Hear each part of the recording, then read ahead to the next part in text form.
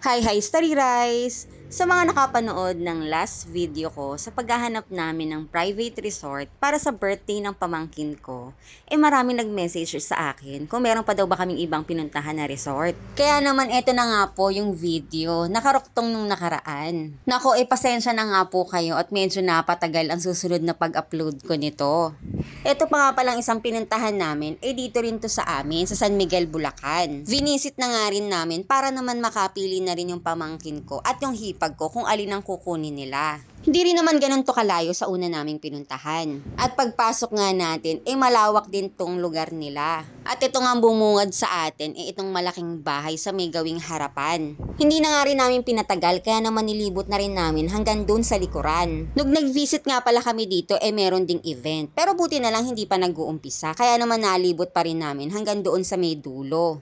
Parang first birthday ata ang event dito, pero nag-aayos pa lang naman sila at ala pang mga bisita. So bali, ito nga yung part ng swimming pool, sa may gawing gitna ito nakapwesto. Kung mapapansin nyo, may swimming pool din itong pinuntahan namin. Ang talagang hinahanap kasi talaga may swimming pool kasi yun ang gusto ng pamangkin ko. Masaya nga naman kasi yun after ng birthday party niya, magsiswimming naman, diba? Yun naman talaga ang hilig ng mga bata, lalo na tong anak ko tsaka yung mga pamangkin ko, ganyan din talaga sila, ang hilig nilang maligo at magswimming. Masasakto pa nga at overnight ang kukuhanin.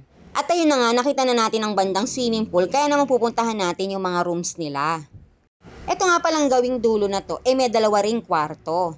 At ayan nga si Jiro, hindi niya na napingilan ng antok niya, kaya nakatulog na nung papunta pa lang kami dito. Itong una naming kwartong pinuntahan, merong isang kama. Napalagay ko kung hindi family size bed, queen size. Medyo malaki din naman. Kasya din siguro dito yung small family lang, o kung pwedeng magpadagdag ng mattress, pwede rin naman siguro. Sa loob nga pala nito, meron ding sariling CR. Puntahan naman natin itong isa pang kwarto.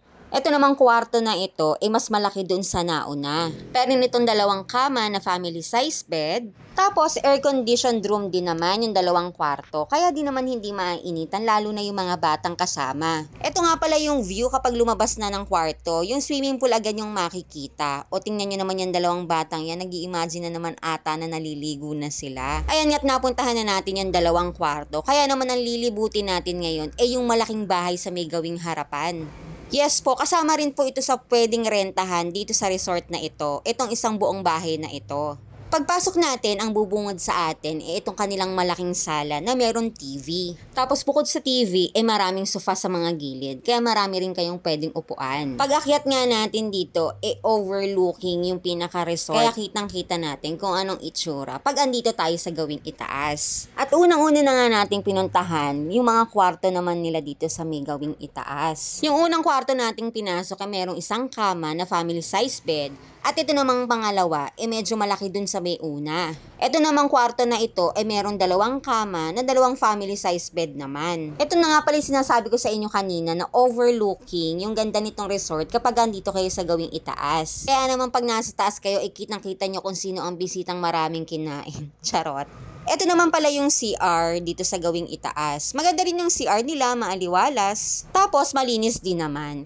Ito nga palang bahay, tapos yung dalawang kwarto sa may gawing likuran na nilibot natin kanina, pwede nyo ring rentahan ng buo. Siya nga pala, kung hindi raw ganun karami ang magi-stay, pwede nyo namang rentahan ito lang bahay na ito, pati yung pool. Or pwede kayong mamili kung itong bahay na malaki, o yung dalawang kwarto naman sa likuran. O kung malaking pamilya kayo o marami kayong bisita, pwede nyo namang rentahan itong buong resort mismo. Kasama yung dalawang kwarto sa likod at itong isang malaking buong bahay. O diba? So ayan na nga, ano kaya ang mapipili ng hipag ko at ang pamangkin ko? Abang-abang lang sa susunod na vlog!